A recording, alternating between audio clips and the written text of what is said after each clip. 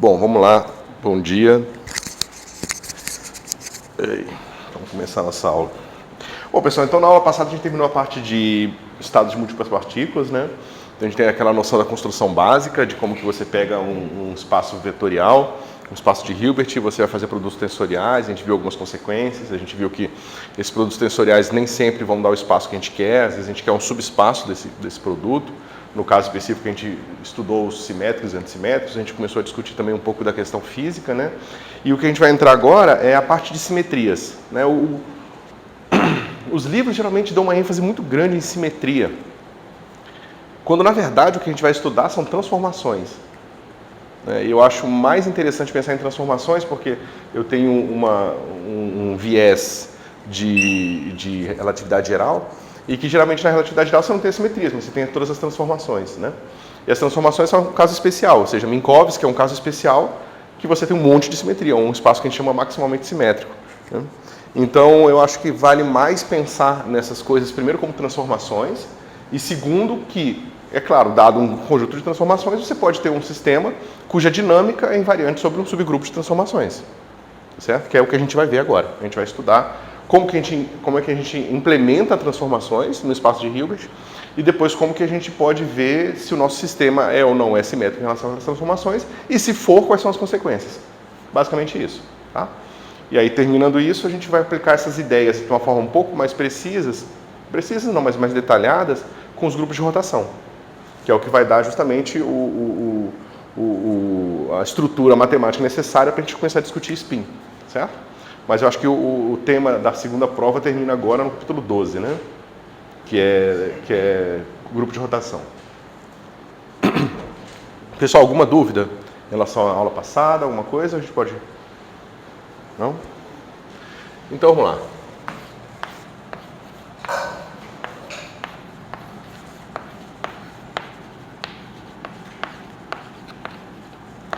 Vamos estudar essas transformações, certo?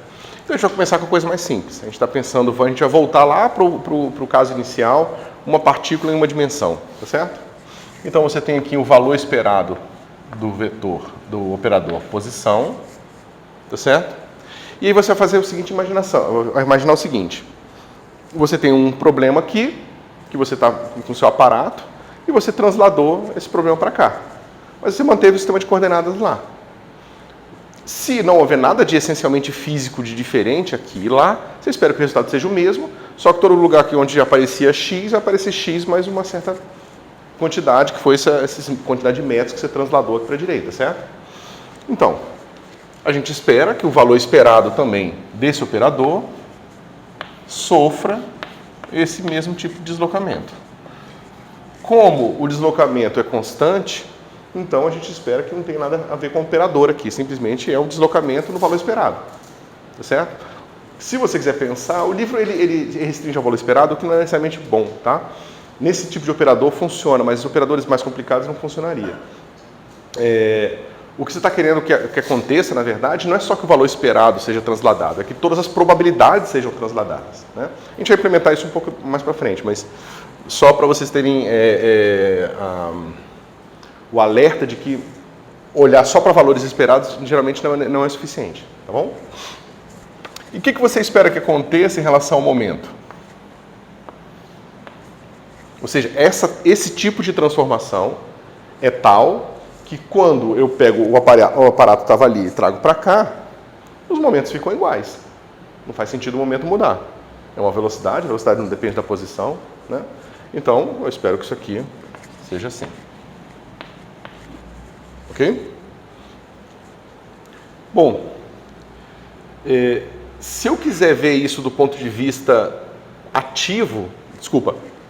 passivo, eu estou fazendo essa mudança aqui, tá certo? Onde você pode imaginar que, do ponto de vista passivo, isso seria o seguinte: o meu aparato não saiu daqui, tá? Mas eu vou pegar o meu sistema de coordenadas e puxar a origem para cá. Então eu vou pegar todos os resultados que eu tinha e eu vou ter um mais epsilon, que é essa distância que eu puxei para a esquerda, tá certo? E o ativo seria esse que eu pego esse aparato e trago para cá, tá ok? Então, do ponto de vista passivo, que seria quando você transforma os operadores, você imagina que você teria esse tipo de transformação acontecendo aqui nos valores esperados, tá certo? Isso vai valer para os dois casos, mas é a maneira que o livro tenta construir. Depois a gente vai fazer isso de uma maneira mais precisa, tá? Do ponto de vista ativo, a gente imagina o seguinte, ó. A minha função de onda foi transladada. Deixa eu ver se foi assim. Isso. Tá? Ou seja, eu não transformei o meu operador. Eu transformei a função de onda. Tá certo? Ou seja, o meu operador, que é aquilo que observa, lembra, os autovalores estão ligados ao que a gente observa, que está ligado ao sistema de coordenadas. Então o operador está fixo. Mas a minha função de onda está transladada. Minha função de onda é a mesma função de onda de antes, mas eu transladei ela para a direita aqui. Então esse aqui é a tensão ativa. Tá certo? E você quer que isso aqui seja o valor esperado da função de onda original mais um epsilon. Tá certo? E a mesma coisa vai valer para o momento, ou seja,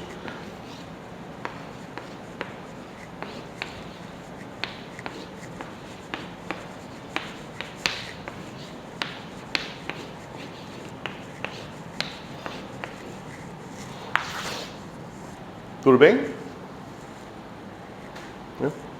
Aqui a gente está supondo que, veja, esse parâmetro aqui, ele não é um número, a gente não escolheu um número específico para ele.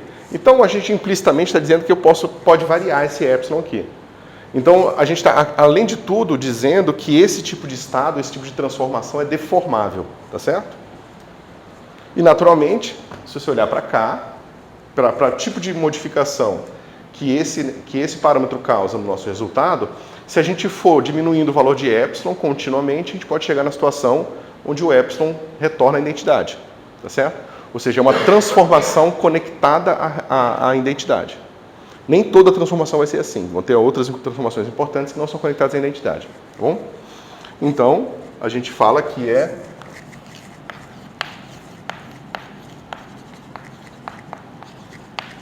deformável.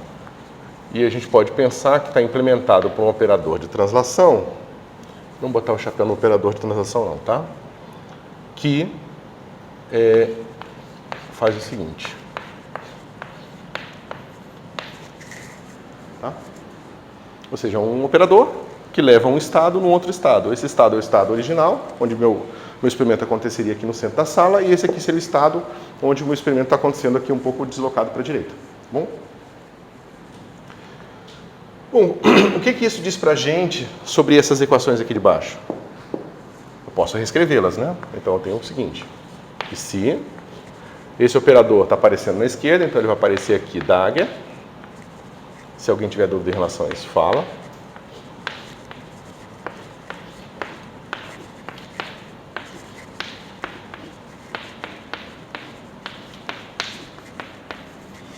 Tá certo?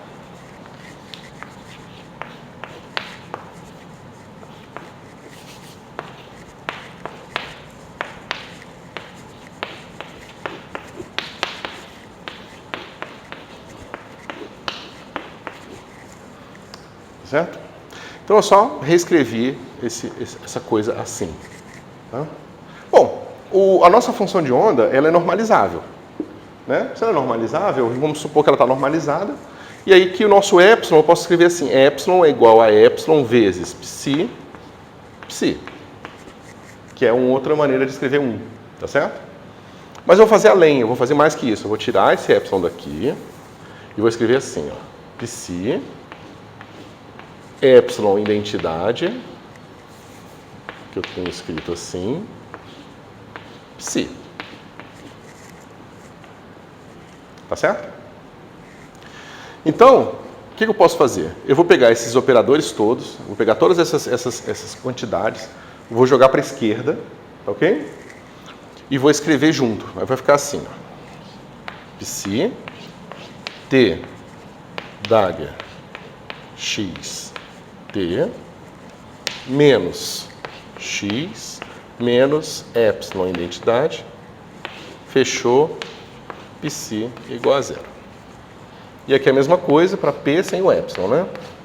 Então eu tenho T, epsilon, Dagger, T, epsilon, menos P chapéu, psi igual a 0. Tá? O que a gente sabe agora sobre esse operador? Pensa que tudo que está dentro do parênteses é um operador só. Quanto é que é o adjunto da identidade? A gente já viu, é a própria identidade. Né? O adjunto de x é ele mesmo porque ele é autoadjunto. E o adjunto desse cara aqui, né? A gente sabe que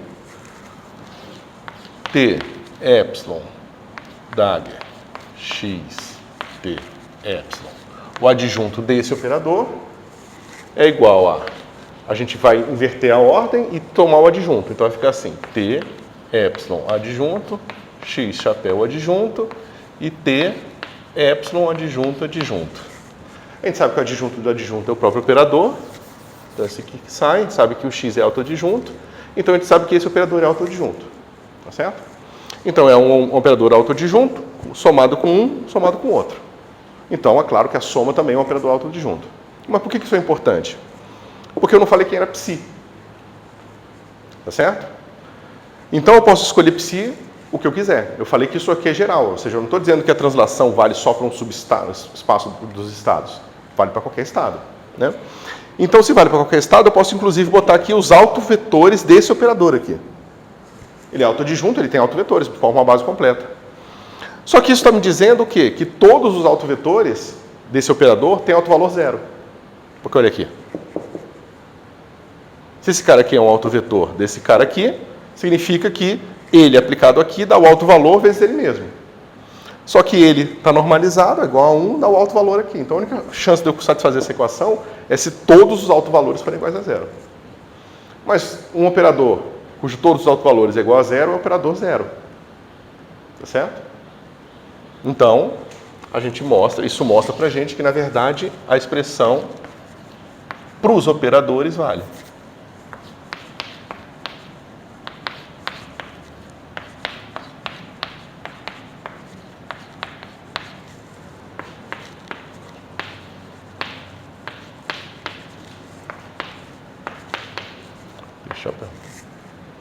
Tá certo? Ou seja, a gente fez uma imposição física da nossa percepção, que é essa aqui. A gente viu que ela pode ser implementada do ponto de vista ativo ou passivo. Agora a gente conseguiu encontrar como que esses operadores se comportam do ponto de vista passivo, onde eu estou transformando os meus operadores. Ok? Como falei para vocês, em outros casos vai ser mais difícil.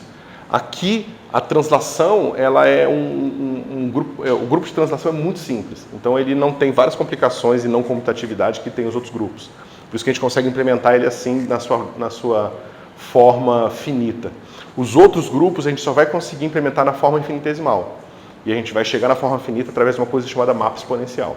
Ok? E a gente vai ver ainda nessa aula se der certo, se der tempo. Como é que eu interpreto isso aí? Tipo, eu interpretaria, por exemplo, o x está atuando no TF, e daí o TF dagger está atuando no x, está atuando no TF?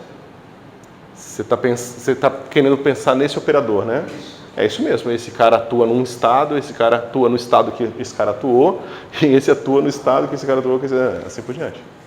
É isso, exatamente isso. Então.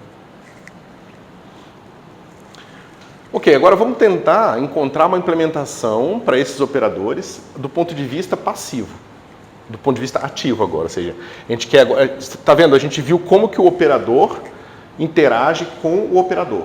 Ou seja, como é que o operador translação interage com o operador posição e com o operador momento. Agora a gente quer ver como que o operador translação interage com os estados, justamente para definir a versão ativa, ok? Isso está claro? Então, o que a gente imagina que o T-epsilon faça com o vetor estado x?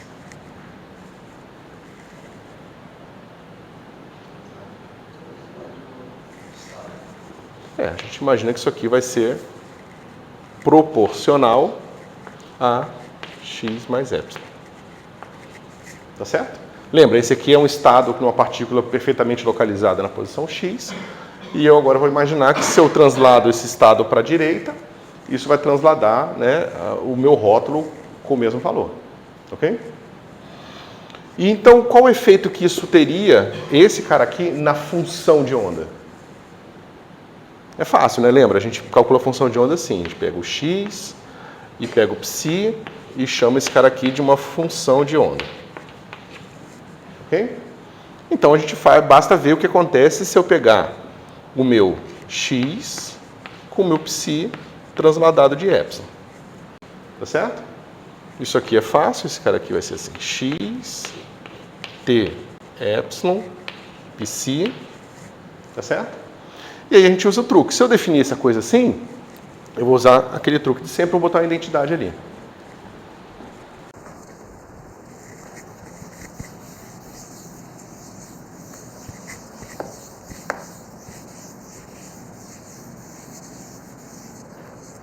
Então vai ficar assim.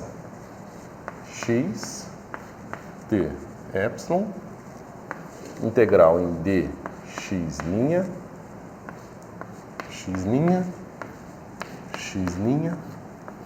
psi. Tá certo? Agora veja, a gente sabe o efeito que esse cara aqui tem. Esse vai virar x' mais epsilon. Então vai ficar assim. Eu vou ignorar a normalização, eu vou ignorar isso aqui, tá? Eu vou botar, por enquanto, que isso aqui é igual. Ou seja, eu poderia botar uma fase qualquer aqui. Lembra, dois estados diferem com uma fase são o mesmo estado. A gente vai discutir isso depois. Vamos primeiro pensar no caso mais simples. Então a gente bota a fase ali, e aqui vai ficar assim, d, x', aqui vai ficar assim, pessoal, x' mais epsilon, tá certo? E aqui vai ficar x' psi. Tá? Mas isso aqui é delta de x menos x' menos epsilon, né? Isso aqui é a delta de Dirac de x menos x' menos epsilon. Agora, se eu estou integrando em x', o que sobra aqui para mim?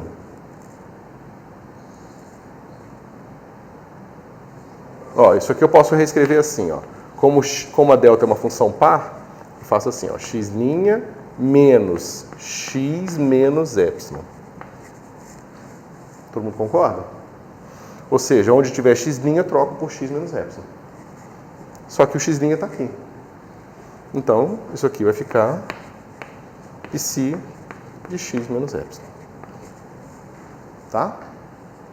Então, é óbvio se você pensar, mas às vezes você pode se surpreender com o fato de ter um menos aqui.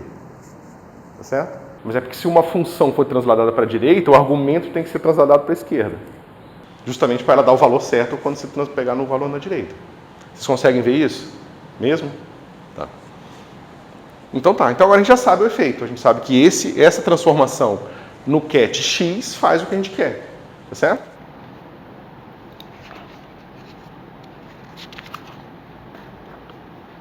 Certinho. E a gente sabe aqui, a gente pode checar se essa transformação tem o efeito que a gente quer no operador P. Tá certo? Então, a gente pega aqui o nosso psi transladado e a gente quer saber se isso aqui de fato vai respeitar, né, a constância aqui do meu valor esperado, ou seja, esse cara tem que ser igual a esse aqui. Tá? Então vamos abrir aquela integral lá.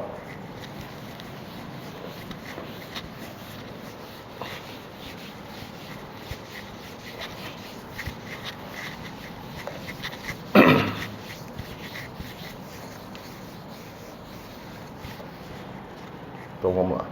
Aqui vai ficar assim, ó. Tem um t aqui e tem um t aqui, tá certo? Então vai ficar aquilo ali, integral de psi, epsilon, estrela, né? Menos infinito a mais infinito, de x, menos IH cortado de dx, atuando em psi epsilon de x dx. Tá certo? Eu escrevi o lado esquerdo lá. Mas veja, a gente já sabe o efeito sobre a função de onda. É só pegar o argumento e levar em menos o argumento. O argumento menos epsilon. Tá certo? Então vai ficar assim, ó. Integral, menos infinito a infinito. Aqui vai ficar psi estrela de x menos epsilon. Aqui vai ficar menos IH cortado d dx de psi de x menos epsilon dx. Tá? Bom, aqui é uma derivada de uma função que é função de uma outra função. Né? A função aqui é simples, é x menos epsilon, mas não deixa de ser a função de uma função. Certo? Então, pela regra da cadeia, fica a derivada de psi em relação ao argumento e depois derivada do argumento em relação a x. Mas o derivado do argumento em relação a x é 1. Então não vai mudar nada. Né? Então eu posso escrever esse negócio aqui assim, ó. Menos infinito a infinito. E aí eu vou escrever assim. Psi, estrela, x menos epsilon. E aí para denotar a derivada em relação ao argumento, eu vou botar uma linha nesse psi. Tá bom? Vai ficar assim, ó. Menos IH cortado. E aqui vai ficar assim. Psi linha de x menos epsilon. Dx. Tá. Certo? Agora, eu posso manipular o argumento. Eu já calculei a derivada. Isso aqui é uma nova função. Tá certo? Essa nova função está sendo calculada em x menos epsilon. Tá? Eu posso simplesmente dizer que x menos epsilon é igual a x'.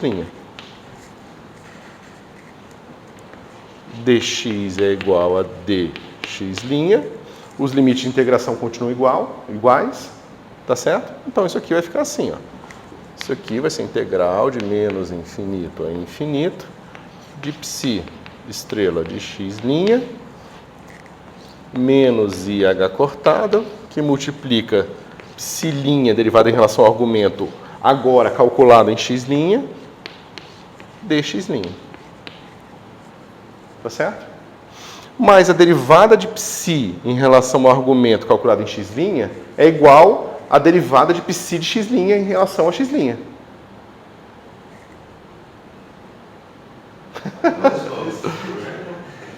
A derivada de psi calculado em x' é igual à derivada de psi de x' em relação a x'. Ou seja, deixa eu escrever aqui. Psi' de x'. Aqui o problema é que a linha eu fiz uma escolha ruim, né? Foi mal, pessoal, agora que eu acabei de ver que está confuso. Mas tá, aqui a linha é só para distinguir. Tá, vamos botar. Esquece a linha do x.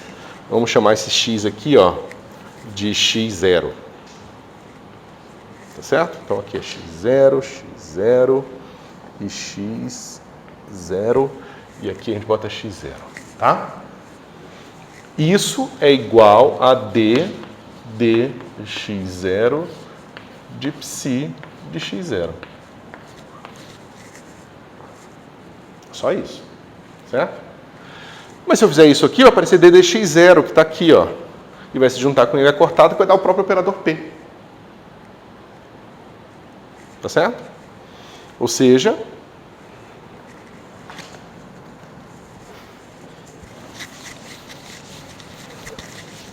aquilo ali vai ficar assim.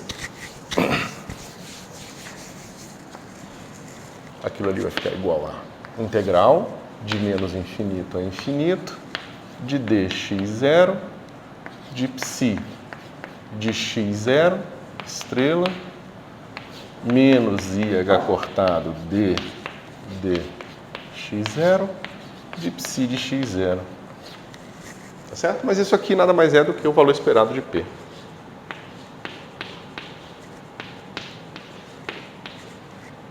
Certo?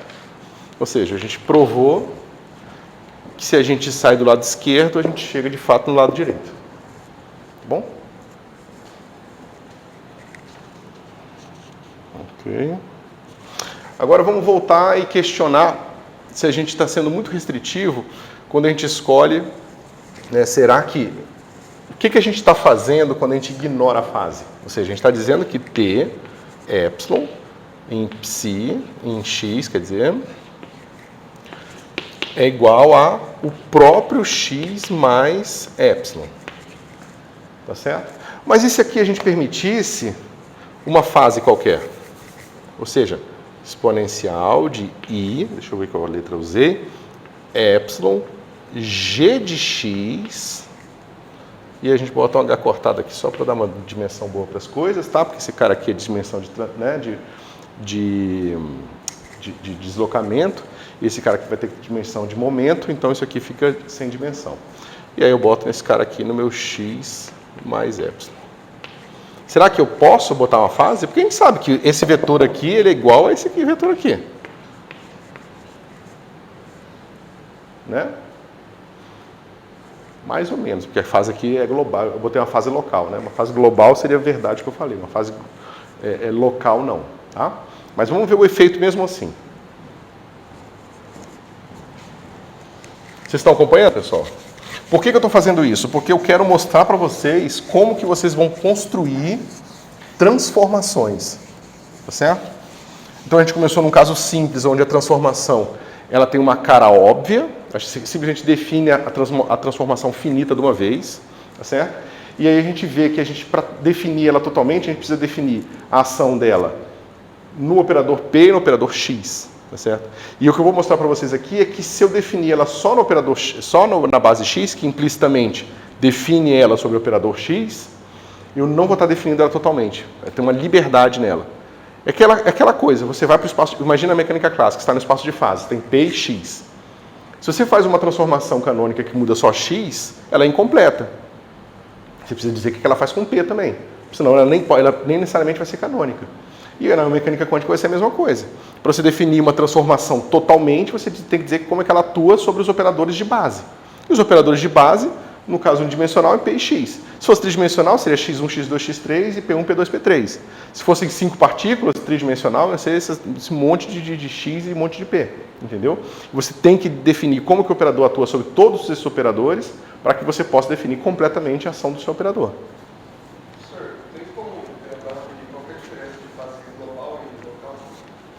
É se tem uma dependência em X aqui ou não. Se G for constante, é uma fase global. Né? Global é no sentido de que ela não depende da posição. Só isso. E local porque ela depende da posição.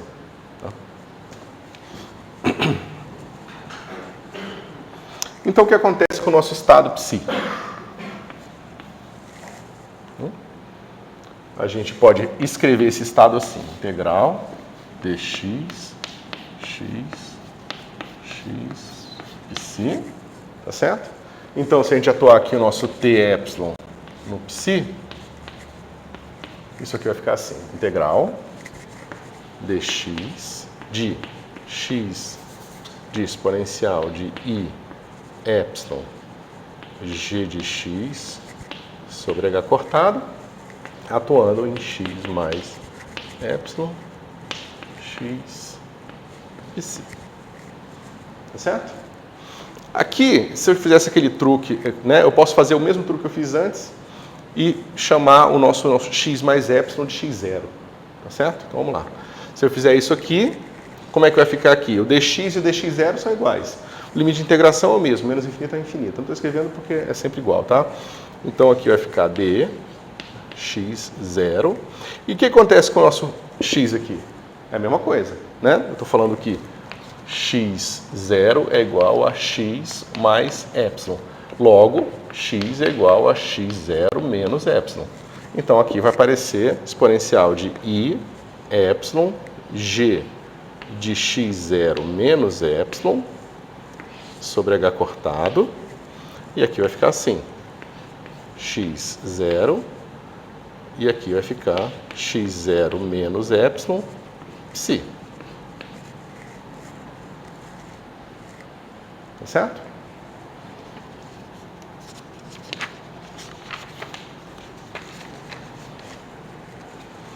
Se eu agora projetar esse estado na posição x, como é que fica o nosso resultado? Ou seja, se eu quiser agora saber quem é isso aqui, x psi epsilon, né? Sendo que agora o meu operador de translação ele é um pouco diferente. Então é só eu pegar esse cara aqui. Eu estou usando x de novo porque, né, como eu mudei para a variável x0, eu posso usar x de novo, mas não confunda. Esse x não tem nada a ver com esse x aqui, tá? Essa aqui é uma integração, a variável muda. Essa aqui é uma variável trocada, muda de novo. E essa aqui é uma variável não muda, tá? Então, se eu pegar esse cara aqui, o que acontece com esse meu x, com esse x0 aqui? da delta de Dirac. Mata a integral. Então, todo lugar onde tem x0 vira x. Tá certo? Então, vai ficar assim. Exponencial de I epsilon g de x menos epsilon. X menos epsilon, isso. Isso mesmo. Psi de x menos epsilon. Então, qual foi a transformação? Nenhuma surpresa, né? Se a gente pega um estado que se transforma, né? E pega um operador que transforma os estados e embota uma fase, é claro que quando eu pegar a função de onda, aquela fase vai aparecer lá de novo. O módulo quadrado desse cara aqui, quando eu for calcular probabilidades, vai ser igual. Tá certo? Vocês podem fazer esse passo aqui, eu não peguei muito bem lembrando. Qual passo? O senhor conseguiu fazer com que aparecesse uma delta de Dirac que ia matar a integral. É. Eu consegui ver esse passo. X. Aí aparece aqui, ó. X.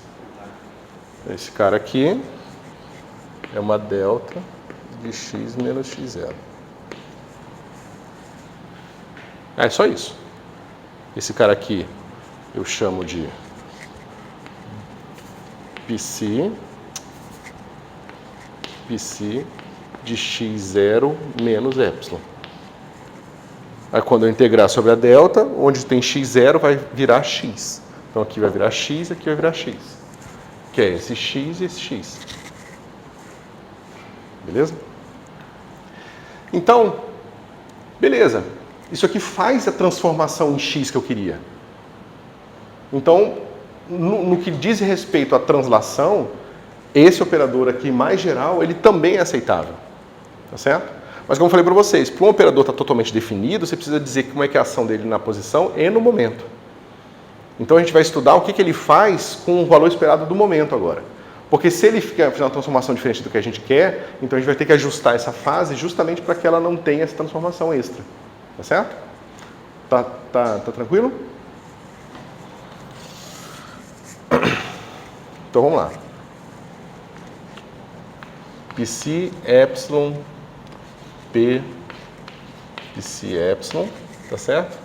Aqui a gente já sabe a diferença na função de onda, né? A grande diferença é que agora a gente tem esse cara aqui. Então vamos escrever aqui todo mundo. Isso aqui vai ser integral de menos infinito a infinito, tá? E vai ficar assim. Psi de x menos epsilon exponencial de menos i epsilon g de x menos epsilon sobre h cortado. Deixa eu ter que precisar desse espaço aqui. Tá certo? Essa aqui é a primeira função de onda, complexo conjugada.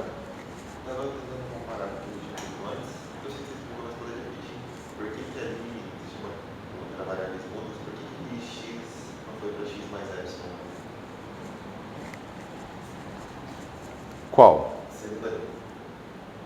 Da primeira para a segunda, o prato foi de x para x mais epsilon, e só do segundo ficou x. Então, isso que eu não... Vamos chamar esse cara aqui de x1. Isso aqui é um produto com um vetor que eu botei posteriormente, tá certo? Você pode botar um x1 aqui. Ó. Só isso. É por isso que eu falei, não cuidado, porque aqui é muda, mas esse x aqui não é mudo. Ele é a componente que eu estou querendo pegar no fim, no meu produto interno aqui. Tá? Aqui vai entrar o quê?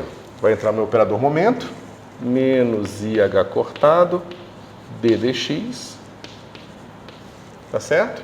E aqui entra de novo a minha função de onda, que agora é Psi de x menos epsilon, exponencial de I epsilon g de x menos epsilon sobre H cortado, dx. Até aqui tudo bem? Eu só peguei a função de onda que eu acabei de calcular, peguei o complexo conjugado dela, botei aqui, botei o operador no meio e botei ela aqui. A gente já sabe que dá essa expressão, a gente precisa fazer todos os passos, certo? O problema é que agora a gente tem a regra de Leibniz agindo aqui, né? A gente tem a derivada desse vezes esse, a derivada desse vezes esse. Né? Então, quando a derivada atuar aqui, O que acontece com a nossa fase? O termo que é derivada estou aqui, a fase corta com essa fase aqui. Mas quando a derivada estou aqui também, porque isso aqui é uma exponencial, vai cair alguma coisa, mas a fase vai ser cortada, tá certo? Então vamos lá, isso aqui vai ficar como? Integral menos infinito a infinito de psi estrela x menos epsilon menos IH cortado de dx e de psi de x menos epsilon dx. Tá certo? A gente já provou que isso é o valor esperado de P no vetor original psi. A gente já provou, então aqui a gente não precisa fazer mais nada. Agora tem um termo extra. Como é que vai ficar com esse termo extra aqui? Ó? Tem um menos i aqui, esse cara vai derrubar um i, vai dar 1, e vai ter o h cortado que vai cortar com esse h cortado aqui, e a derivada atua no g. Tá certo? Vai ficar como? Mais epsilon g, né? Deixa eu ver, isso. Mais epsilon. Aí eu vou botar uma integral aqui de menos infinito a infinito, de psi estrela de x menos epsilon, e aqui vai ficar assim, g de x menos epsilon, g', que é derivada de g em relação ao seu argumento, tá certo? Psi de x menos epsilon dx. Tá certo? Posso trocar o argumento, todo mundo aqui aparece x menos epsilon, vou chamar x menos epsilon de uma nova variável, e a integral será sobre ela. Tá certo? Isso aqui a gente sabe, é o valor esperado de P. Sobre psi. Mas isso aqui é o quê? Vamos ver se todos vocês concordam. Isso aqui é epsilon, valor esperado de psi, de g' do operador x.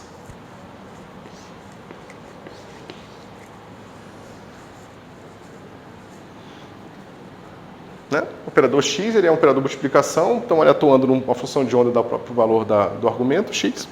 Então, é isso mesmo. Aqui atua aqui. E agora eu mostrei então que sob uma transformação geral, o meu momento ele vai ganhar um termo extra aqui. Tá certo? Isso vai ser importantíssimo, tá, pessoal? Mais para frente. Aqui a gente vai simplesmente usar isso como argumento para dizer que G tem que ser pelo menos uma constante. Se G é uma constante, é uma fase global. Se a fase é global, a gente pode simplesmente jogar fora. A gente pode simplesmente escolher ela por simplicidade igual a 1, tá certo? A gente pode escolher qualquer coisa, mas a gente escolhe igual a 1. Não ia fazer diferença nenhuma, tá? Agora, vamos entender por que isso aqui vai ser importante mais para frente. E a surpresa é que isso está intimamente ligado ao eletromagnetismo, tá bom? O que é surpreendente, na verdade.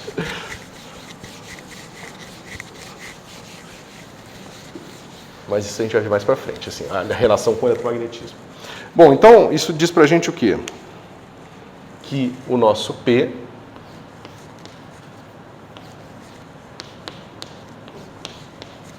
vai ser igual ao próprio P mais epsilon g de x. Tá certo? Agora vamos pensar do ponto de vista canônico. Desculpa, tem uma linha aqui. Essa linha é importantíssima. Certo?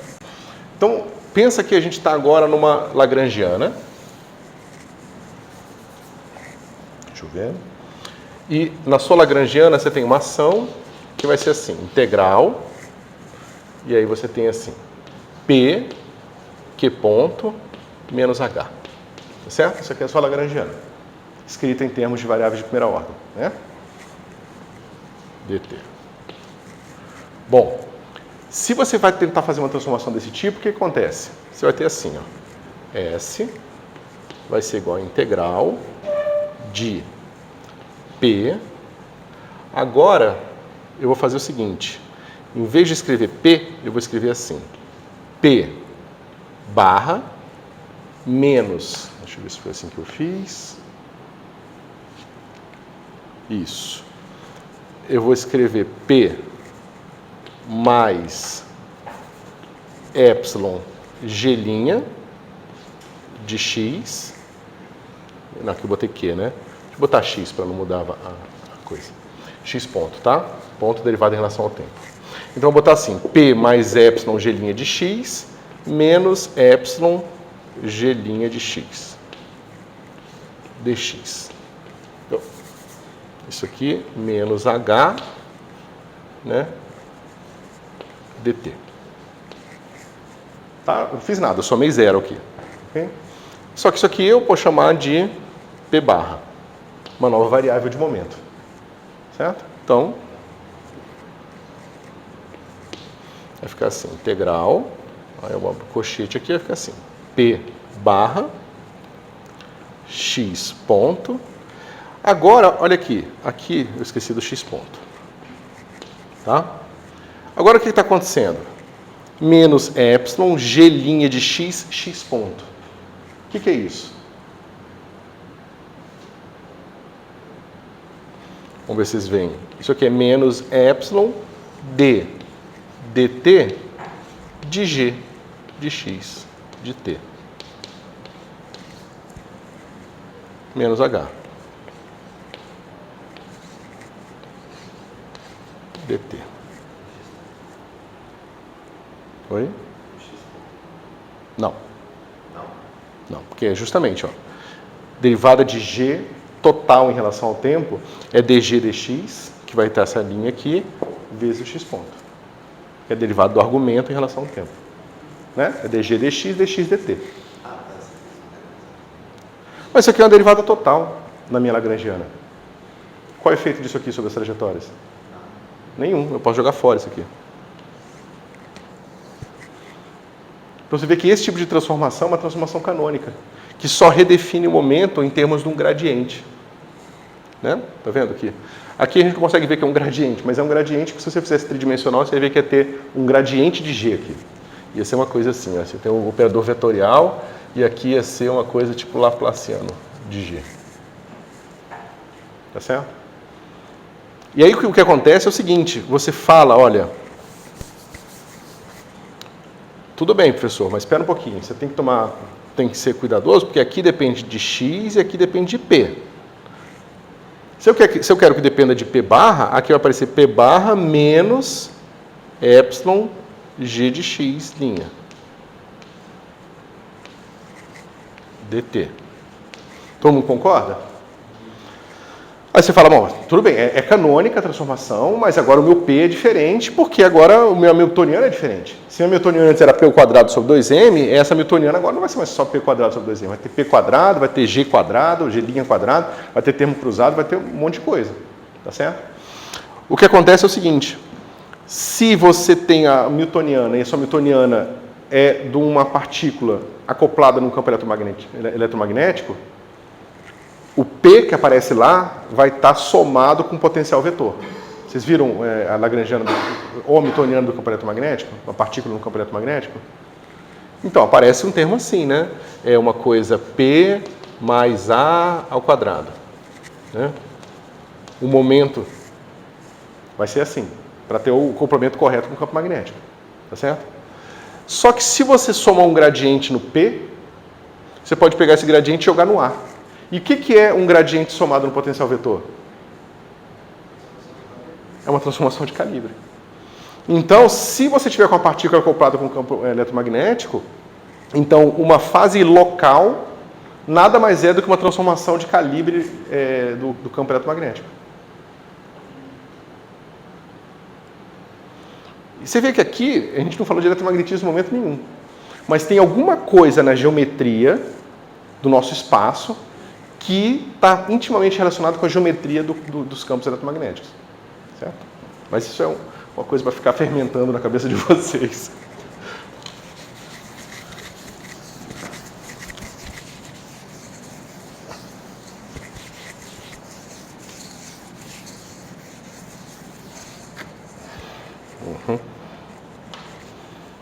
Ok. Agora, deixa eu ver uma coisa.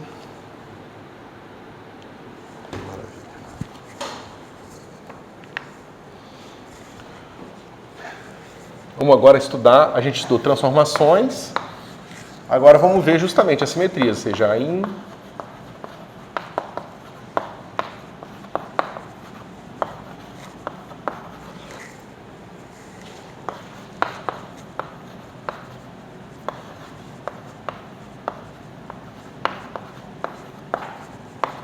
invariância por transformação. Tá? Então vamos lá. O que acontece se eu pegar agora o meu estado transformado e calcular o valor esperado da energia? Né? Ou seja, eu quero ver se a energia do meu sistema depende ou não da onde eu estou fazendo a medida dele. Tá? Vamos supor, para a gente entender a relação entre essas duas coisas, primeiro que se eu faço meu experimento aqui ou se eu faço meu experimento aqui, não vai ter nada de diferente. É quase um princípio de Copérnico, não tem nenhuma, né, não é nem a posição da Terra que não é privilegiada, não existe posição de nada que seja privilegiada. Ou seja, as leis da física a priori, antes de você colocar uma estrutura e paredes e coisas, não tem nenhuma razão da física ser diferente de um ponto a outro no espaço. Tá certo? Então a gente vai dizer, não, tudo bem, então isso aqui tem que ser igual ao valor esperado da própria newtoniana no estado original. Não tem por que eu medir estados diferentes. Certo? É claro, pessoal, que eu não estou supondo aqui que a sua sala não possa ser diferente. Se eu tenho meu experimento aqui, mas a minha sala ali tem um campo magnético hiper forte, e eu botar o meu experimento dentro do campo magnético, claro que vai dar diferente. Eu estou supondo que, exceto por modificações que nós podemos fazer na estrutura do espaço-tempo, ou que podemos fazer, ou que possa haver no estudo do espaço-tempo, ele tem que ser igual em qualquer ponto do espaço. Tá certo? Então, isso aqui tem que ser verdade. Tá? Vamos supor também o seguinte. Lembra que a gente falou que o nosso mapa T-epsilon, ele é deformável. Se ele é deformável, e a gente estudou lá atrás operadores que são funções de parâmetros reais, né? Lembra que a gente estudou que é um conjunto de operadores, né, rotulados por um certo parâmetro, a gente falou que pode ser diferenciado, lembra? A diferenciabilidade do operador está ligada à diferenciabilidade dos estados, está ligada à diferenciabilidade das componentes, assim por diante. A gente discutiu bastante isso. Então, se esse cara aqui é diferenciável e esse cara pode ser reduzido à origem, esse cara, né, a origem não, a identidade, esse cara tem uma série de Taylor. Certo? Eu posso muito bem dizer que próximo da origem ele vai ser isso aqui, ó. Menos, deixa eu ver como é que é o sinal que eu usei, I, epsilon, G sobre H cortado. Só para as unidades ficarem bonitinhas. Ok? Algum problema? É simplesmente uma definição, eu estou falando que minha transformação ela foi deformada e eu estou pegando um epsilon que é tão pequeno quanto eu queira. Tá?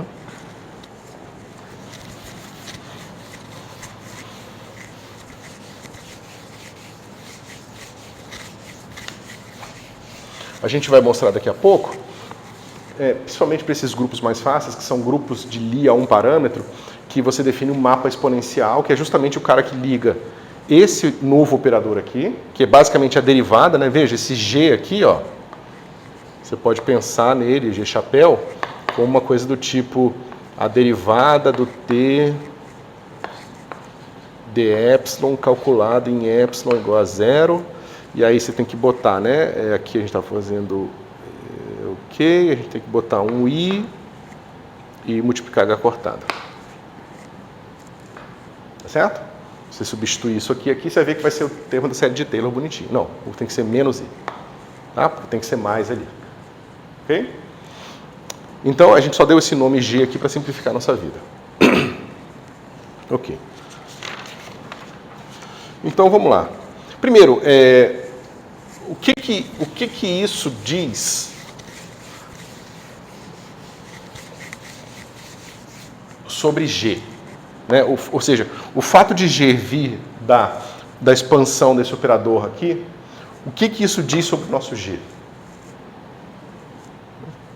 Ou seja, eu tenho que ter epsilon dagger, T epsilon, vai ser igual a identidade mais, que aqui é o dagger, né? Então dagger, quando pegar no I, muda o I para menos I, então vai ficar mais I, epsilon, G, chapéu, dagger, sobre H cortado, e aqui vai ficar assim, I, identidade, menos I, epsilon, G, chapéu, sobre H cortado.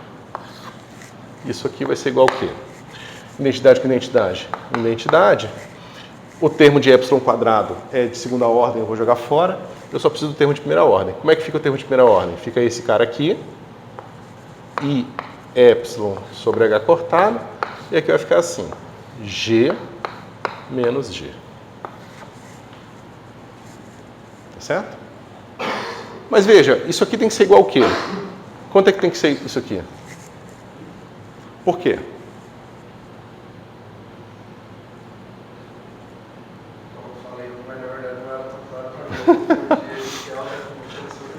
Porque você quer que a função de onda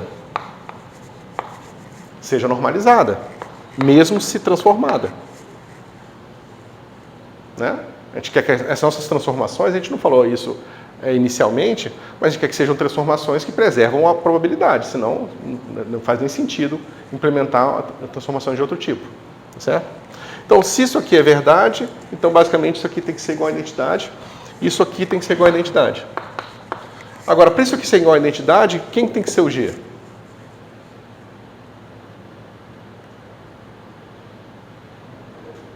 tem que ser autoadjunto. Se ele for autoadjunto, isso aqui é zero. Tá certo? Então, por isso que vocês têm que notar que a gente enfiou esse I aqui. Se a gente não tivesse colocado esse I aqui, na nossa definição de G não teria um I aqui. Aqui não ia mudar o sinal. E aí a gente ia encontrar assim. E não ia ter esse I aqui. E aí, basicamente, a gente descobriu que G tem que ser anti-hermitiano. Mas, como eu falei para vocês, qualquer operador anti-hermitiano pode ser transformado num operador hermitiano multiplicando pelo I. E como a gente está acostumado a usar operadores hermitianos, a gente bota o I lá por conveniência, tá? Na verdade, a coisa mais natural que aparece na mecânica quântica são operadores anti-hermitianos. Tá? Mas a gente bota sempre hermitiano porque a gente gosta de números reais. Né? Os anti-hermitianos têm, né, autovalores imaginários puros. Aí a gente teria que lidar com o fato de que todas as medidas físicas seriam imaginárias puras. Né? E aí a gente prefere botar o I porque a gente não gosta disso. Tá? Então tá. Então, um operador de transformação unitário, ele vai estar associado a ele um outro operador autoadjunto. Tá? Então, um operador unitário tem associado a ele, quando ele é um grupo, né, quando ele faz parte de uma transformação contínua, tem associado a ele um operador autoadjunto. Tá certo? E, obviamente, esses dois operadores estão intimamente relacionados, e tanto que a gente chama esse operador aqui de gerador da transformação. Essa é a diferença entre o operador que faz a transformação e o que a gente chama de gerador da transformação. O G é o gerador da transformação. Tá certo? Beleza. E o que isso diz pra gente no fim sobre a Hamiltoniana? Vamos voltar lá. Psi, epsilon, H, psi, epsilon. A gente tira o T de dentro do psi, pega em primeira ordem e vai ficar assim. Psi. Aí a gente bota esse T pra cá, né? Vai ficar assim. I mais I, epsilon. Aí eu já vou botar o G chapéu sem o dagger, porque ele é autoadjunto. A diferença é que agora eu tenho o H aqui. E agora eu tenho o meu identidade, menos I, epsilon, G sobre H cortado. Psi. Mas lembra, eu quero que isso aqui seja igual a psi, H, psi.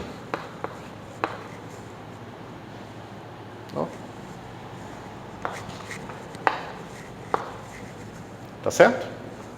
Mas o que vai dar aqui? Identidade hamiltoniana, identidade hamiltoniana. I, epsilon, GH sobre H cortado vai dar uma coisa proporcional ao operador G atuando no H. E depois eu vou ter o termo H no G, só que com um sinal diferente. Tá certo? E eu vou ter o termo de epsilon, que é quadrático, porque não me interessa, porque na hora que eu fizer o meu limite eu vou pegar só o termo linear. Tá? Ou seja,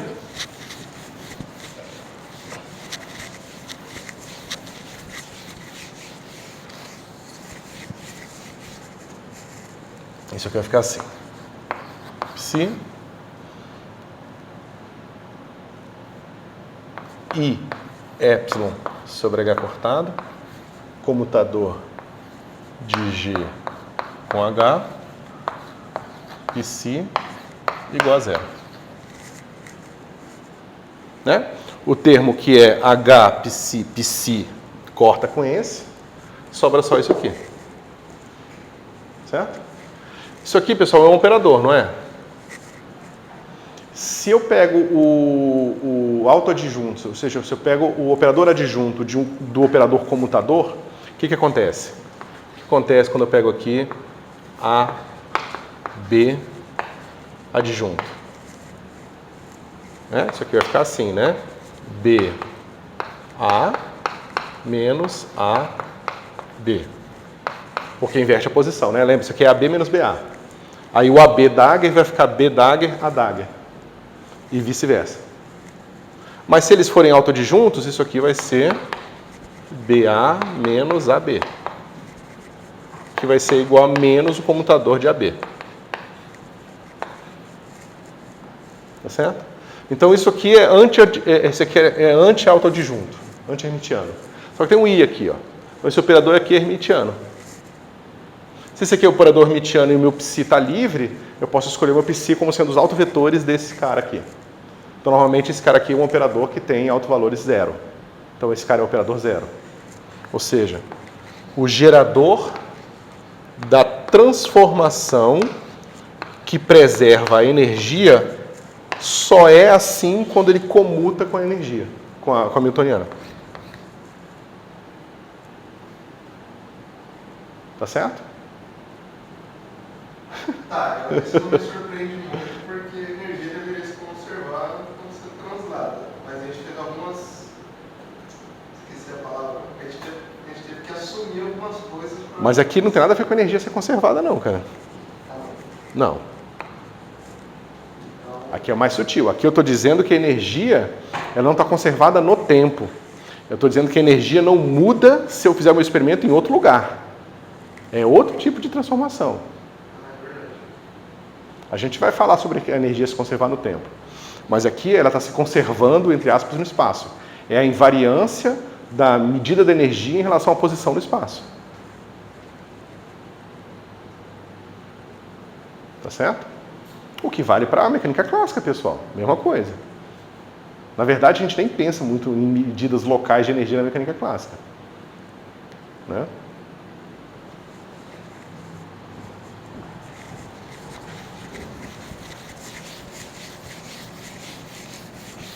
Agora, será que esse G é alguém que a gente já conhece? Acho que provavelmente vocês sabem a resposta, né? Então, vamos lá. X, T, epsilon, psi. A gente sabe que esse cara aqui vai ser o quê? Psi de x menos epsilon. Tá certo? Mas eu posso expandir em Taylor. Uma função de x, expando em Taylor, esse cara vai ficar assim, ó. Psi de x Maclaurin, né? Para ser mais explícito. Epsilon de psi dx. X. Tá certo? Agora, em vez de eu expandir minha função de onda, eu vou expandir meu operador antes. Então vai ficar assim, ó. X. E aqui vai ficar assim. Identidade menos I, H cortado. Deixa eu ver. I, epsilon sobre H cortado. G, chapéu, psi. Tá certo? Isso aqui vai ser igual a psi de x menos epsilon d psi dx de x. Mas quem é x em identidade psi? É a função de onda. Então esse cara vai embora com esse cara aqui. Né? Agora vamos pegar o que sobrou. O epsilon aparece aqui e aqui, vai embora. O H cortado vai para lá. O menos I tem menos lá também. Eu multiplico por I dos dois lados, vai ficar menos I aqui, tá certo? E eu vou ter o seguinte, ó. X, G chapéu, psi, vai ser igual a menos I, né? Foi para cá, o H cortado,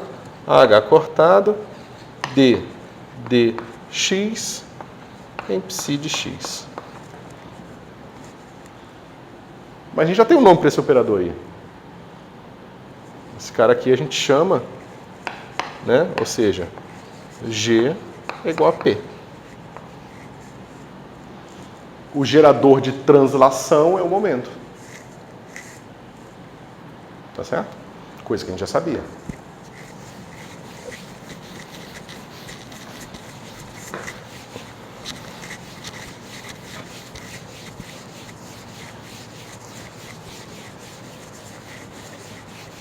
Tranquilo, pessoal? Então, se a gente voltar aqui atrás, ó, a gente vai ver aquela continha que a gente acabou de fazer, e a gente vai dizer o seguinte, a gente precisa que P, H cortado, seja igual a zero, para que a energia não dependa da posição que você está medindo ela. Tá certo? Isso aqui tem como consequência o quê?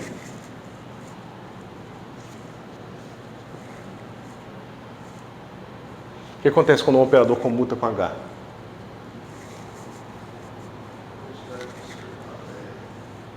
Isso aqui você pode pensar que é d dt de P. Se você quiser pensar no operador na representação de Heisenberg, né? Isso aqui vai ser igual a zero. Tá certo? Mas isso aqui também é dH dx igual a zero. Como a gente vai ver daqui a pouquinho. Tá certo? O comutador ele tem essa característica, né? Você pode pensar no comutador como uma coisa transformando a outra, mas como ele é antissimétrico, você pode pensar na outra transformando a coisa. Entendeu? Então aqui você pode pensar que esse comutador implica que o momento é conservado, né? Ou que a energia é conservada na posição. No sentido de que, se você fizer a medida de energia, se o seu experimento for transladado, as medidas de energia serão iguais. Tá certo?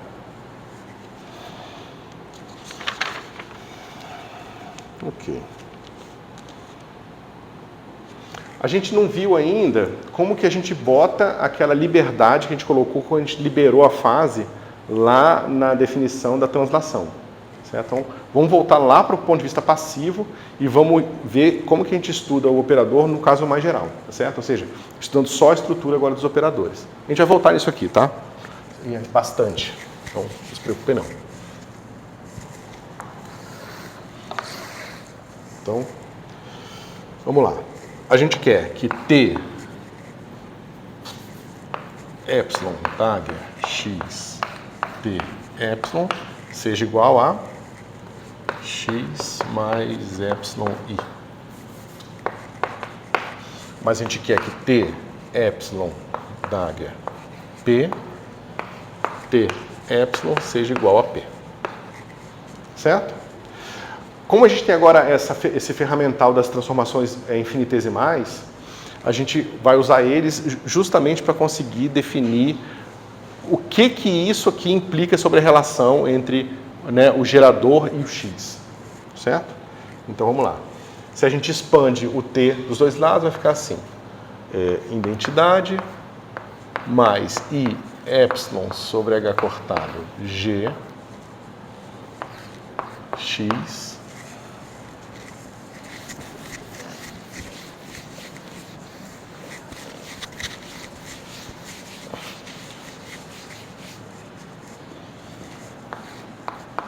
identidade menos i epsilon g sobre h cortado. E a gente quer que esse negócio aqui seja x mais epsilon i. Tá certo? Bom, identidade, x identidade com x corta. Tá certo? O que sobra pra gente é o quê? É o comutador, né? Vai sobrar o quê? I epsilon sobre h cortado g x, isso aqui vai ter que ser igual a epsilon. Tá certo? Mas olha, pessoal, o epsilon vai embora daqui, eu passo o i ou h cortado para lá e eu tenho o quê? Que o comutador de g com x tem que ser igual a um certo, né? Vai ter que ser igual a menos IH cortado. Tá certo? Mas quem é o possível operador G que eu posso colocar aqui para que esse resultado seja verdadeiro? Eu posso dizer que G é igual ao momento mais qualquer função de X. Porque o comutador de X com qualquer função operatorial de X é zero. Porque X comuta com X. Certo? Então, aqui é a mesma coisa que a gente tinha visto antes, tá? A gente tem uma liberdade, se a gente olhar só para os operadores também, e como que as transformações operam sobre os operadores, a gente pode, deixa eu ver, isso, a gente pode diretamente deduzir as transformações. E da mesma forma que para as posições, se a gente faz a imposição na transformação só para X, isso não dá uma transformação completa, não fixa totalmente a nossa transformação, tá certo? A gente precisa agora de fazer essa expansão aqui, certo? Quando a gente faz essa expansão, o que acontece? Fica a mesma coisa, tá certo? Não tem mais identidade, então vai ficar assim, I, epsilon sobre H cortado, o operador G comutando com o operador P. Tá certo? Esse cara agora tem que ser igual a zero. E quanto que dá aquilo ali? Né? O G tem um pedaço que é P. P comuta com P, dá zero. Então, isso aqui vai ficar assim, ó. I, epsilon sobre H cortado, F de X operador, P. Quanto que é esse comutador aqui?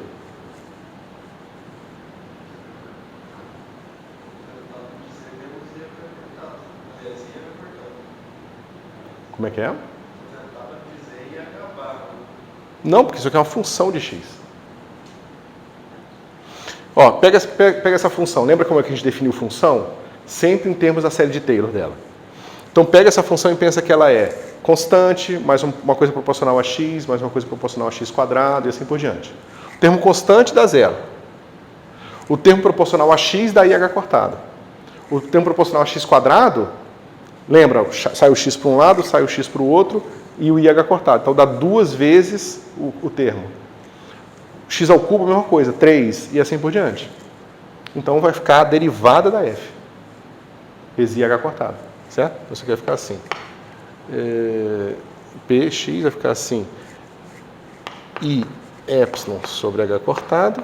E esse negócio aqui vai ficar assim. I H cortado d dx de f calculado no operador x. Tá? Essa é uma continha que vocês precisam fazer pelo menos uma vez para terem clareza. Tá bom? Então, esse cara vai embora, esse cara aqui corta, vai dar menos 1, vai dar o epsilon aqui.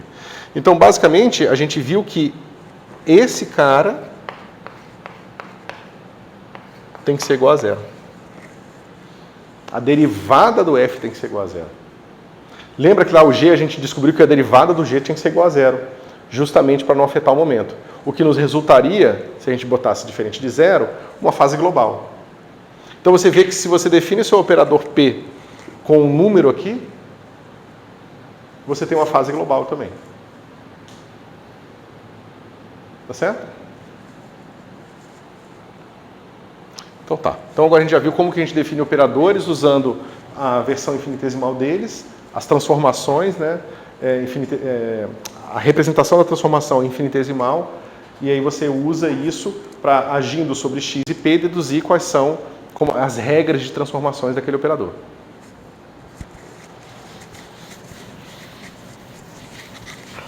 E, de certa forma, as coisas estão muito intimamente relacionadas, né? Como eu falei para vocês, um operador autoadjunto, ele pode ser resumido aos seus autovalores e autovetores. Então, se você define como é que transforma os autovetores, é claro que você está definindo como é que se transforma o próprio operador, né? É só uma questão mais técnica de análise funcional, você dizer que tanto faz fazendo uma coisa ou em outra.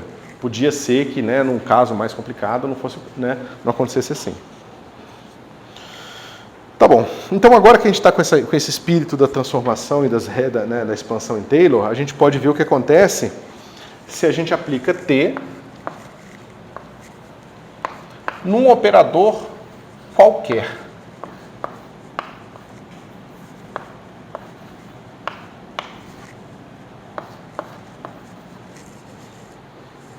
Certo?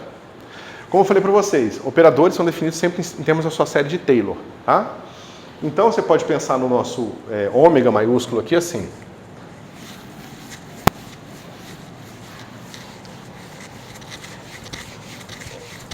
Não sei se eu vou precisar de tanto espaço, mas...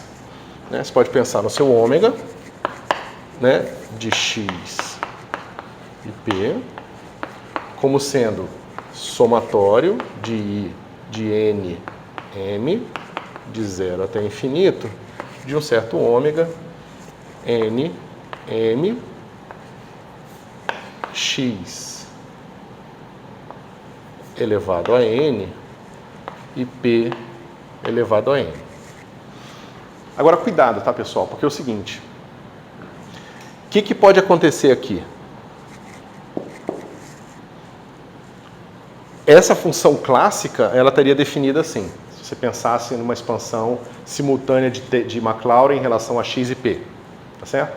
Só que você poderia falar o seguinte, mas espera um pouquinho, professor, eu poderia ter coisas aparecendo assim, ó, x, p, x, p, e isso aqui seria diferente de x ao cubo p ao quadrado, porque esses caras não comutam, tá certo? A vantagem aqui, ainda na simplicidade, é que você pode comutar esses termos aqui. Quando você comutar esse, vamos pegar sempre para a gente botar sempre o x para a esquerda e o p para a direita. Então a gente teria que primeiro comutar esse com esse, aí teria o x para cá e o p para cá, e aparecer um termo que seria proporcional a x, x e p, porque isso aqui ia virar um termo de IH cortado, mais o outro termo, tá certo? Então, na verdade, se você pega combinações complicadas, você sempre pode reescrevê-las em termos de todo o x para a esquerda e todo o p para a direita. Você sempre pode fazer isso. Vocês concordam? Só que aí eu vou estar modificando as outras potências também, os coeficientes das outras potências. Eu só estou dizendo o seguinte, pessoal. Digamos que na nossa expansão aqui, original do operador, eu tivesse uma coisa assim, x, p, x. Isso aqui, todo mundo concorda? Eu posso escrever, eu posso trocar esse com esse, vai ficar assim, x quadrado p, certo? Só que esse aqui vai ficar menos IH cortado x. Tá certo? Eu sempre posso fazer isso com qualquer polinômio complicado desses operadores. Só que aí eu vou estar redefinindo esses caras aqui. Então, cuidado, esses termos que aparecem aqui, eles não são necessariamente o termo da expansão de Taylor dessa função, caso ela fosse clássica. Tá? Porque tem todas essas complicações que podem acontecer aqui. Tá? Mas dito isso é só para mostrar para vocês que tem mais coisa do que aparentemente tem aqui, né? Ou seja, tem toda essa definição complicada do que é você quantizar um operador qualquer. Se pegar um operador complicado, que depende de potências, um polinômio infinito, talvez, né? Desses operadores, como que você define funções de operadores, precisa de regras de quantizações específicas, tá? Mas, uma vez que ela é dada, você tem sempre essa ordenação fixa aqui, certo? E o que você pode fazer agora para pensar nessa transformação? Você tem sempre uma coisa assim, x elevado a n, p elevado a n, e eu tenho um t aqui, ó. E eu tenho um t aqui. Né? Esse sanduíche aqui, ó, vai ter essa série aqui, esses t's sanduichando todos esses termos aqui. Né? Mas eu posso muito bem escrever isso aqui assim, ó. T, epsilon, dagger, x, t, epsilon, t, epsilon, dagger, x, n menos 1, p, m, t, epsilon. Todo mundo concorda? Esse cara é identidade. Eu só separei o potência quadrada de x em dois termos e enfiei uma identidade no meio e reescrevi a identidade como sendo t dagger. Mas eu posso fazer isso sempre. Né? Eu posso fazer isso com todos os meus termos. Então, isso mostra pra gente claramente que isso aqui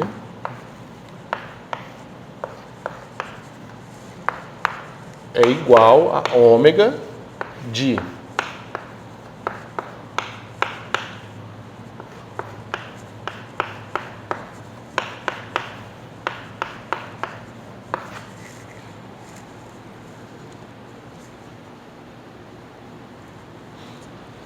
né? Porque se eu aplicar o meu T ali, todos os termos que vão aparecer nessa minha série aqui, eu posso trocar x por T dagger xt. Então eu vou ter a mesma coisa que eu tinha antes, só que em vez de x e p, eu vou ter T dagger xt, p dagger T dagger pt. Certo? Então, a transformação de uma função de operadores é igual à função dos operadores transformados. Ok?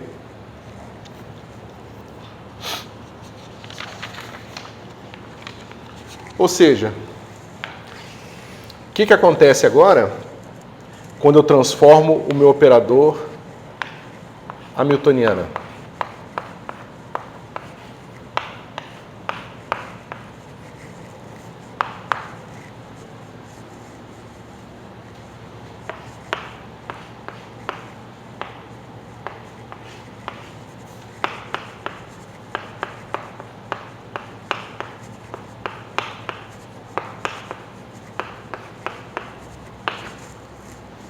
Certo? Mas a gente sabe que esse cara aqui não muda e esse cara aqui ganha um epsilon. Então isso aqui vai ficar assim. O que é absolutamente nem um pouco surpreendente, né? Tá? Mas, bom, ou seja, eu estou dizendo que a energia medida depois de eu fazer uma translação, é igual a energia que eu tinha antes, onde o operador x sofreu uma translação. O que é natural. Tá certo? Ou seja, esse operador x vai medir autovalores transladados. Tá certo? Bom, deixa eu ver se eu fiz isso aqui. Ok. Se essa transformação for uma simetria da nossa hamiltoniana, então isso aqui simplesmente é h de x e p. Tá certo? Nesse caso específico, a nossa hamiltoniana não pode depender de x. Tá certo? No caso que a gente viu lá atrás, que tinha duas partículas interagindo com um potencial que só dependia da distância, bastava que a função só dependesse da distância. Porque se eu translado o x de uma partícula, mas eu também translado o x da outra, né, as posições delas ficam invariantes. A diferença das posições fica invariante. A gente vai falar isso com mais detalhe, tá bom? Ok. Se eu olhar isso aqui, deixa eu ver. Isso a gente já tinha visto, né? Deixa eu ver se vale a pena ver de novo. Eu não sei porque que a gente repete isso aqui. Deixa aí.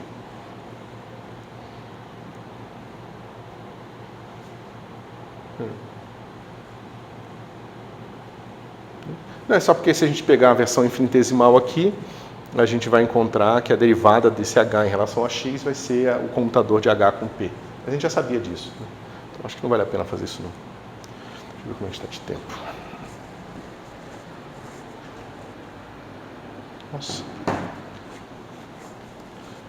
Então, ó.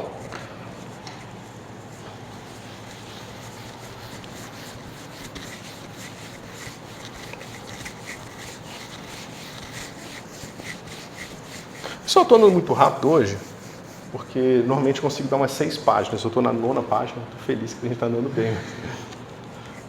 Então, ó, a transformação no operador x, a gente já viu, né? É isso aqui.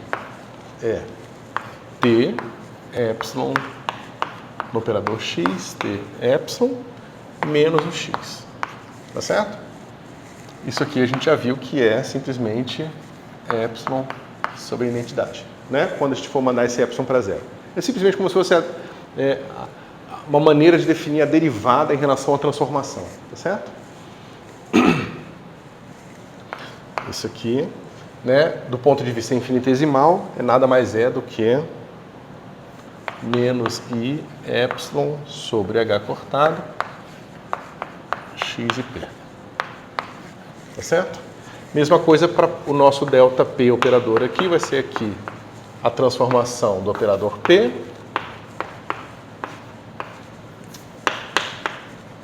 menos o operador, né? A gente sabe que esse negócio aqui é zero. E a gente, se abrir esse pedacinho aqui, a gente vai ver que isso aqui nada mais é do que menos I epsilon sobre H cortado, comutador de P com P. Tá certo? Da mesma forma, um operador geral agora vai ficar assim. P epsilon ômega P epsilon menos o ômega. Esse cara vai ficar assim. Ômega de x menos epsilon P chapéu menos ômega de x e P. Tá certo? O que acontece na mecânica clássica quando a gente faz uma translação infinitesimal? A gente vai ter que a variação na posição vai ser epsilon vezes o parênteses de Poisson de x com P. Que no fim a gente sabe que esse parênteses de Poisson é igual a 1, isso aqui dá epsilon. Tá certo? Que é isso aqui. Ok? E na mecânica clássica, quando a gente faz a mesma translação no momento, ou seja, a translação espacial agindo sobre o momento, isso aqui vai ser epsilon, parênteses de Poisson de P com P. Que é igual a zero. Certo? E uma função W, agora uma função W da posição e do momento, mesma coisa.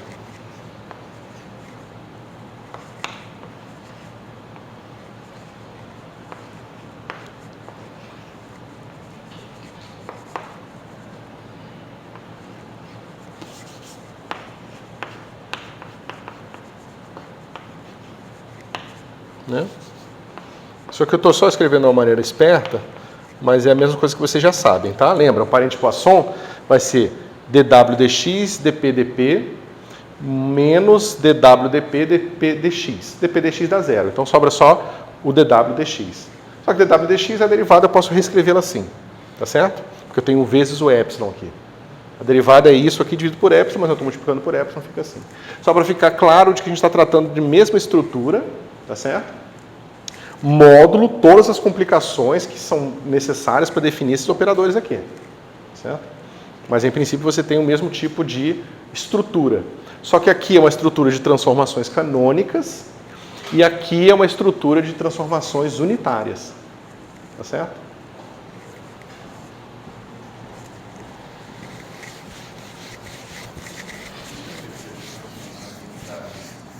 Transformações unitárias são as transformações que satisfazem isso aqui.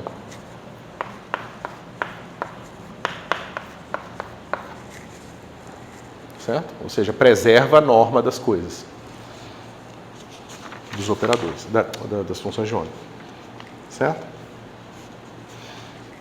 A gente tem também que a transformação da Hamiltoniana sendo menos I epsilon sobre H cortado HP ser igual a zero implica no operador P igual a zero, implica no valor esperado de P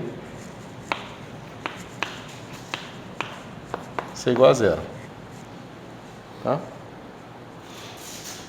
Ou seja, isso e a mesma coisa aqui, né? Se eu pegar a minha Hamiltoniana clássica, esse cara aqui vai ser comutador de H com P, a transformação na Hamiltoniana, que se for zero, implica que, lembra, P ponto é igual a parente Poisson de P com H, né? As equações de Hamilton. Se isso aqui é zero, P ponto é zero. Tá certo? Então aquela mesma coisa acontece aqui.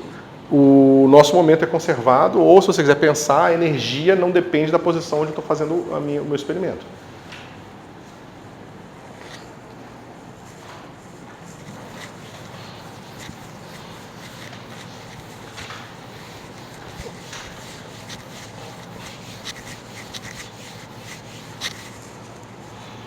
Ok.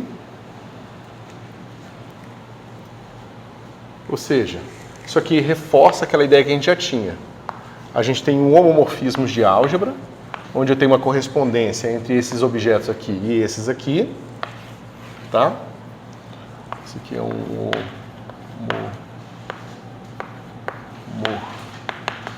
morfismo de álgebra,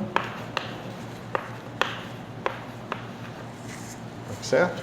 E a gente tem que esse tipo de produto aqui, de ômega lambda, corresponde ao parênteses de Poisson de ômega lambda. Tá certo? Aqui que eu escrevi de novo isso. Né? Ok. Então aqui a gente tem uma coisa unitária. E na mecânica clássica a gente tem uma coisa canônica. Certo? E a gente tem que xi chapéu p j chapéu é igual a i h cortado delta i j. E aqui a gente tem parênteses de Poisson de xi com pj é igual a delta ij. Tá certo? Então, a gente tem esse mapa aqui entre essas duas estruturas, tá? Por que esse mapa existe, por que ele é assim, a gente não sabe exatamente, tá? Mas a gente sabe que a mecânica quântica pode ser pensada nessa extensão das mesmas estruturas algébricas da mecânica clássica, só que agora, ao invés de você tratar de observáveis clássicos, que são funções de P e X, você está pensando sempre em transformações agindo num certo espaço de Hilbert. Que para ser construído precisa de toda aquela complicação da construção que eu fiz do X para vocês. A gente viu que o espaço de Hilbert tem que ser de funções contínuas, então essa imposição ela tem um monte de consequência física importante, certo? Tudo certo? Aí você falou que a gente não sabe por que ele é assim, como que bolaram ele pensar em usar esse mapa especificamente? Cara, começa lá com o Planck e termina com Dirac, com a quantização de Dirac. Eu finalmente terminei, eu estava procurando uma maneira boa de explicar a estrutura, por que isso aqui corresponde a isso aqui, uma maneira intuitiva de trazer isso, eu acho que eu consegui, eu vou escrever agora o roteiro, e aí eu aviso vocês lá no Classroom quando que eu vou fazer o seminário, tá certo? Sobre essa parte. Ok. Deixa eu ver como é que estamos. Vamos lá. Bom, isso aqui, pessoal, a gente meio que no meio do caminho se reduziu a transformações infinitesimais, né? A gente começou com a completa, mostrou ali como é que faz para deduzir, e aí a gente foi para as infinitesimais. E por que a gente foi para as infinitesimais? Porque nos casos mais complicados é tudo que a gente consegue fazer analiticamente.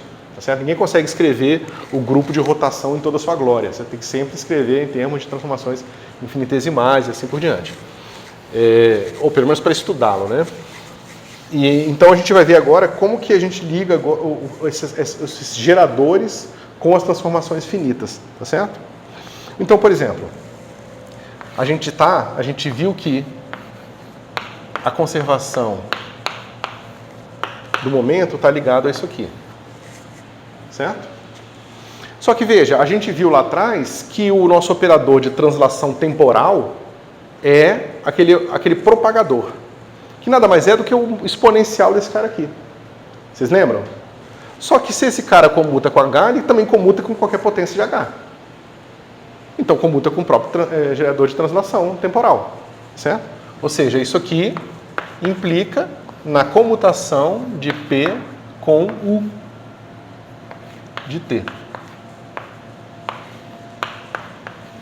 Vocês concordam? O U é o nosso gerador. Você lembra que o U é o nosso propagador? Né? Onde, né? O U vai ser igual a exponencial de I H T sobre H cortado. Isso, é isso aqui. Certo? Com o mais aqui mesmo. Bom, então se esse cara comuta com H, ele também comuta com U. Tá? Aqui é claro que eu poderia botar T menos T0, tem um detalhezinho aqui, mas aqui eu estou botando que ele está propagando de T igual a 0, tá? Beleza. O que isso diz pra gente?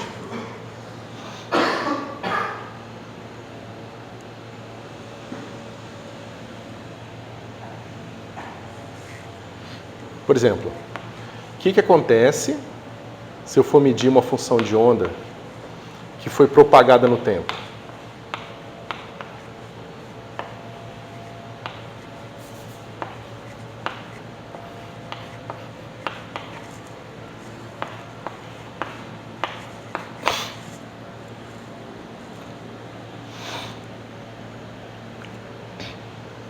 É o que a gente já sabia, né?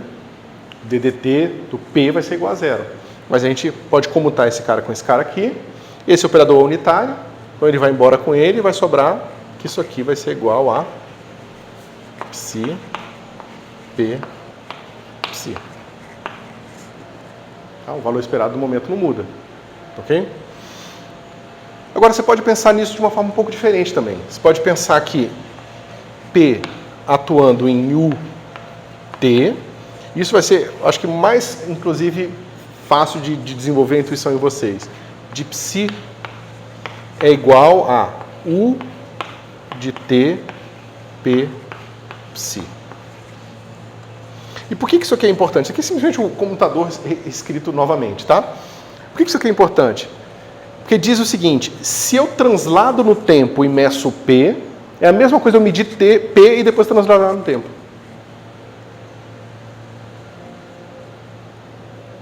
Tá certo? Ou seja, quando eu meço P é irrelevante em relação ao tempo. Certo? Eu estou falando isso porque a gente vai depois estudar vários casos que a gente vai fazer isso. A gente vai pegar, por exemplo, o problema da inversão espacial. Então você fala o seguinte, se eu pego o meu problema físico aqui, evoluo no tempo, pego os resultados e faço a inversão espacial dos resultados. Aí eu vou ter um conjunto de resultados invertidos. Agora eu pego o meu problema físico inicial, inverto e deixo ele evoluir invertido. E comparo com os resultados da inversão do resultado. Se forem iguais, significa que o meu sistema é invariante sobre... a minha evolução temporal é invariante sobre a inversão espacial. Só que a gente vai dar um exemplo de que isso não acontece. Tá certo? A gente vai ver que a inversão espacial, ela não necessariamente comuta com a newtoniana, que acontece na eletrofraca. Tá certo? O que eu acho estranhíssimo também, certo? Mas tá. Então, beleza. Deixa eu ver. Do ponto de vista dos autovetores, você pode pensar o seguinte. O que acontece se eu pegar o U e aplicar num autovetor de P? Né? Aí você aplica aqui o P. Esse cara vai ficar como? U de T, P. Pzinho, mas como é alto valor, esse cara atua, sai o P, então fica assim, P, U de T.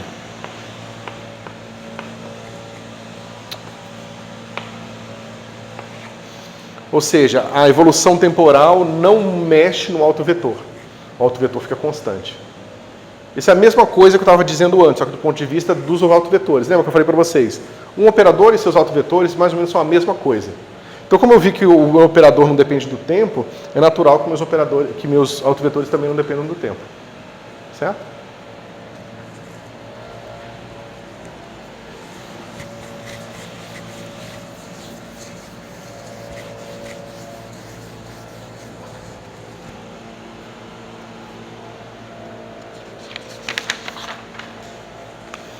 Bom. Então, a gente tem um minutinho, deixa eu só falar uma coisa e a gente encerra. O que acontece, então, agora que a gente entendeu o nosso operador de translação, o que acontece se eu aplico ele duas vezes? Eu posso escolher fazer isso, seja em operadores, seja em estados. Eu acho que, por causa dos estados, é um pouco mais fácil de entender. Então, vamos lá. Bota aqui no estado X. Esse cara vai ficar T, epsilon 1, x mais epsilon 2, que é igual a psi, ai caramba, a x mais epsilon 1 mais epsilon 2. Tá certo? Mas isso aqui, pessoal, é a soma de dois números. A soma de dois números é um número só. que eu posso simplesmente dizer que é o meu T de ε1 mais ε2 x. Se isso vale para qualquer estado, como x forma uma base, então isso vale para os operadores. Ou seja, os nossos operadores T ε1, T ε2, ele tem essas características, ele tem essa característica estranha aqui.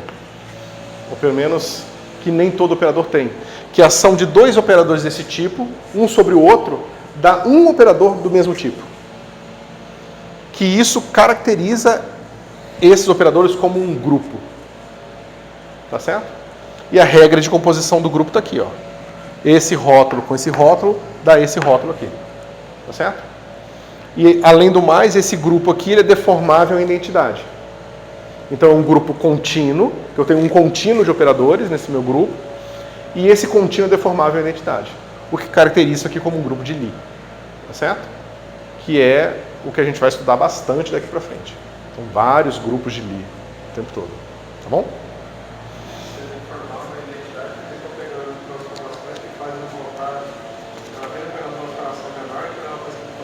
Exatamente.